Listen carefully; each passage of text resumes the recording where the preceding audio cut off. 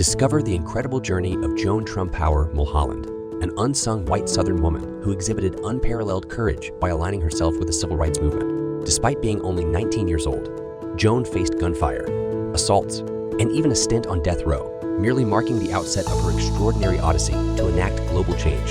Her status as an uncelebrated heroine, coupled with her family's disownment, paints the backdrop against which Joan unveils her riveting narrative of life within the civil rights movement, underscoring the indomitable resilience of the human spirit. The documentary, An Ordinary Hero, masterfully captures this year-long journey across 6 states, offering an all-encompassing portrayal of Joan Trumpauer's life. Comprising insightful interviews with scholars, authors, journalists, and fellow activists, the film provides a comprehensive exploration of the woman who fearlessly stood for justice. Joining us on the podcast today is a remarkable individual whose journey has inspired and captivated many lives. Welcome to Everything's Fine podcast. He was connected to the mob, so she got attacked. That sounds like normal New York politics. Exactly. But long story short, she used to tell me all the time, because I used to eat really messy. So she would tell me, if you're digging in, you're biting your spaghetti without throwing it up, your teeth are gonna break. So I'm in my 20s, like, that's not true. It took me that long to realize. But I think about all the stuff we tell our kids and how if it's gonna have an effect. But I guess I don't even have a cell phone. Oh, you don't? I don't have a microwave. You have a microwave? No. What do? You just heat it up in the oven? Stove. I just heat it up on the top of the stove, but if it's for me, just in a little pan on the griddle, and then if it's something big time, I heat it in the oven. See, I have no patience, so. Well, I didn't have any place in my kitchen. I didn't have any counter space at all, and I didn't have any place to put a microwave. I'd have to have it up high, and I just dump all the stuff on my head when I tried to get it out. Your grandmother would refuse to have a microwave. So my grandmother, my mom's mom, she has 12 kids, and once they got older, they were like, okay, Mom, you need a microwave. This will make your life easier and all this stuff.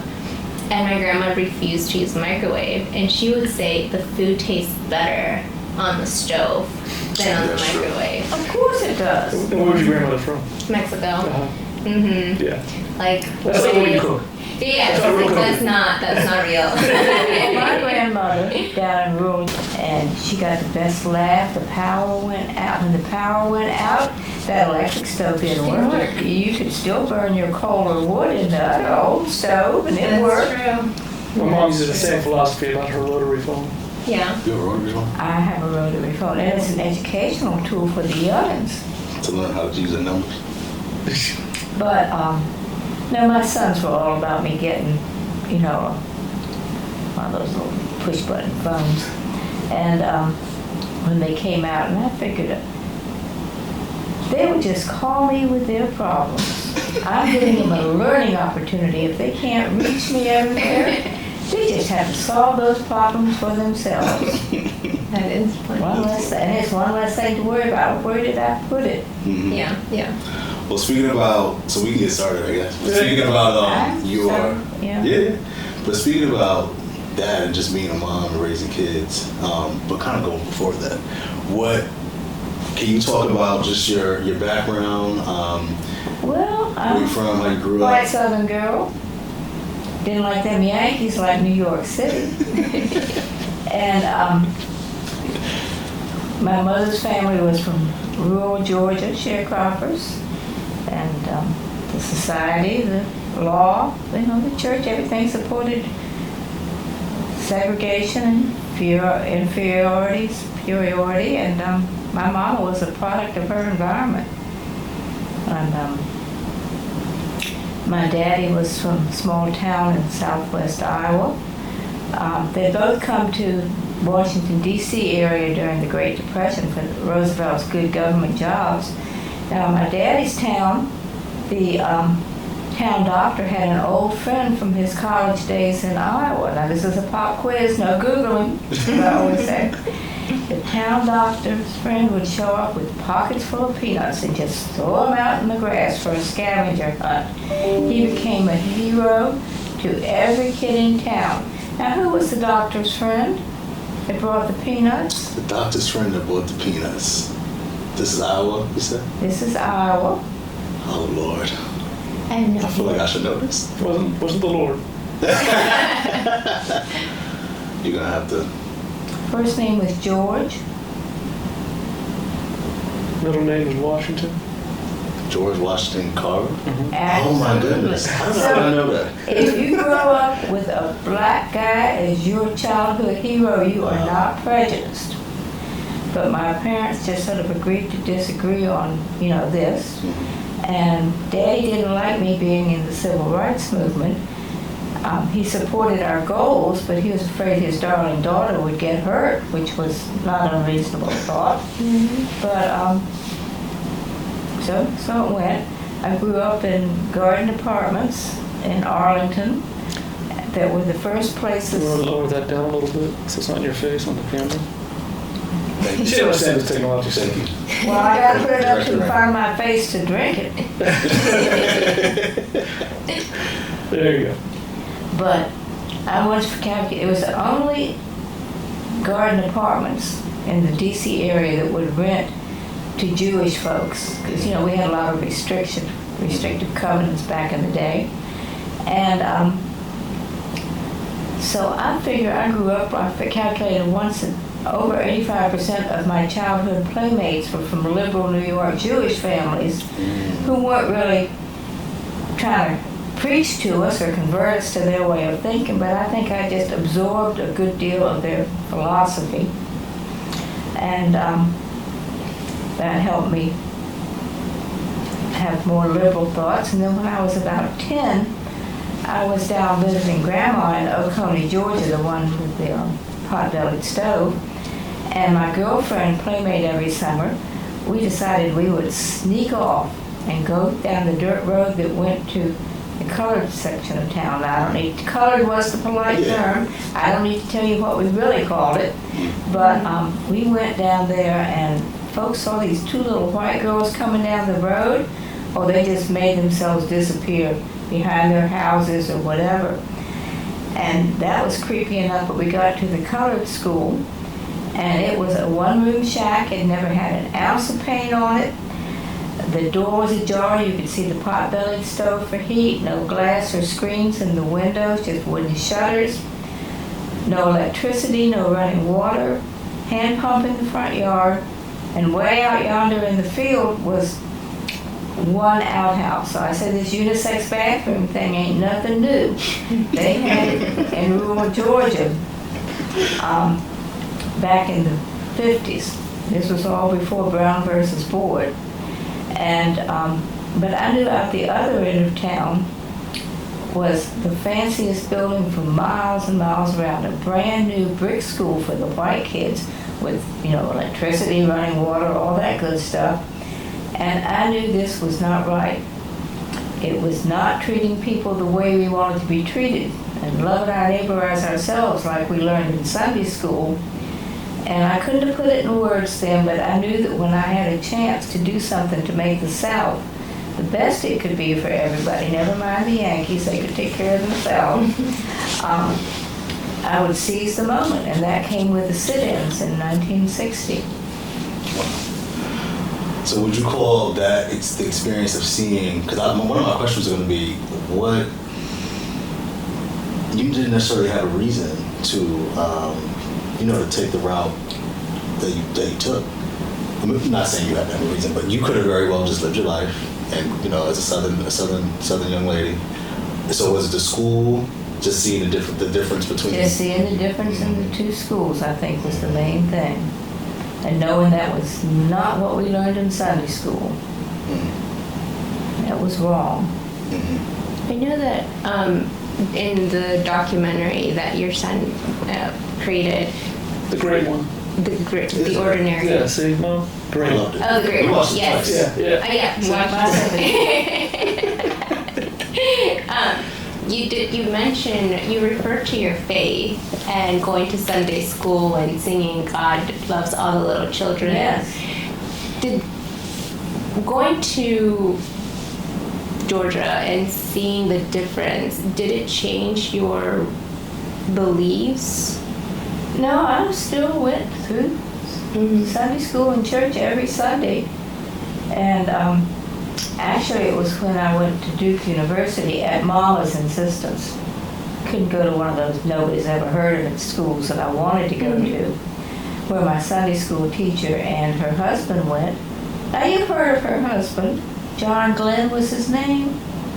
John Glenn. Yeah, you've heard of John Glenn? Yeah, the astronaut. Yeah. Wow. And I would sit with them in church every Sunday. Wow. And she was my Sunday school teacher. And I wanted to go to this little church school out in Ohio that they had gone to. Wouldn't do. No one's ever heard of that place. I think mainly that it was in the north and she was afraid it would be integrated, but could have been a factor. I had to go to a school people know about, Duke University. And I finally just gave in. Oh, it'll get me away from Mama. So I went. Well, that was Mama's big mistake, because that was the year the sit-in started in my second semester of my freshman year, and the sit-in started in North Carolina, and first thing you know, they were happening in Durham.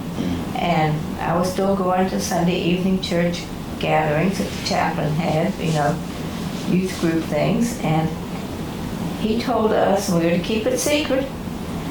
I would tell people that would really want to come, but some students who were involved in the sit-ins and the demonstrations in town, they were going to come and speak to us next weekend.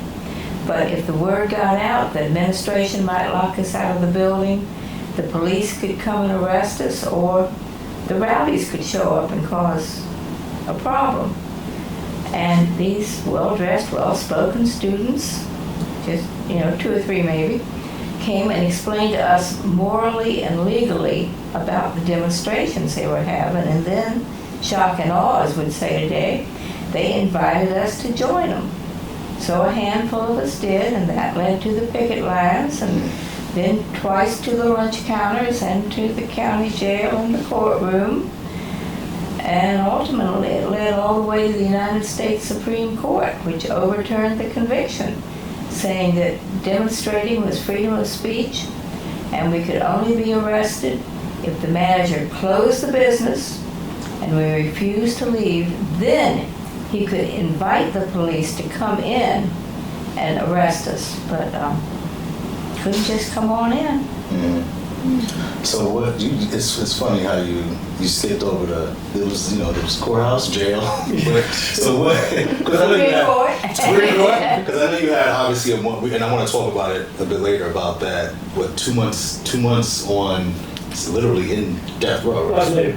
That's later. Yeah. But my question is pretty basic question. But how many times have you been arrested? I think it's half a dozen, and it depends on what counts as an arrest. Okay. If held in contempt of court, but not booked, just stuck in a cell counts. That was in Baton Rouge.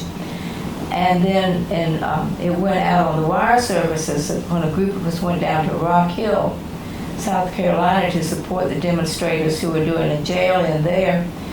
And things were getting a little rough, and I got put in the police car and taken down to the county jail, but again, not booked or even, put in a jail cell. Well, I guess it's just taken to the police station. But it went out on the wire services that I had been arrested. But I wasn't. I think they were just taking me into protective custody. Protect that young white girl, Now, what constitutes as rough? You're saying things were getting rough. We were getting heckled and threatened and things. So up to this point, first sit-ins, did you see that as just obviously you've already been in a place where you saw the difference between the way you grew up and the way black folks were brought up in the different accommodations and all the stuff. Did you see the sit-ins, the initial ones, as an opportunity? Was it like, finally, I could... That was finally my opportunity that I've been waiting for. It was Mama's big mistake to send me down to Duke University in North Carolina. What was your parents' or your mom's initial reaction when, after your first sit-in or your first encounter with a jail or... Oh, she was horrified. Yeah. She was beside herself. And Duke University made us call our parents, 2 white girls. And the other one was my roommate, actually. And Mama was beside herself. Why didn't you just fake the phone call? I didn't think of it. That's what your brother faked phone calls when he wanted to get out of school and saying he was sick, and I said for him to come, walk on home. We were just a couple blocks from the school, and after I reported this that he was there, and he called you and you said for him to come home. I said, no, he didn't call me. I wasn't home. And after that, the nurse had to talk to the parent, not just the kid. So your son implemented a new policy in the school. Yes. Yeah. Keeping up his mother's legacy. Yes. So you obviously, and we can fast forward to the Woolworth incident. You say you're from New York and you're pronouncing that final TH as an F all the time. Woolworth. Woolworth. North Carolina, That's New York, yeah. It's funny. We had I don't think it was the same, but when I remember growing up in Harlem, we had a Woolworth, but I think it was different. And we called it Woolworth, so excuse me. You were doing it the Southern way. I was? Oh, right. Well, North and South Carolina, Carolina, they do it that way. I've been in Virginia for too long, to be honest, but I still get asked by people, say coffee. I'm like, what? Coffee. But,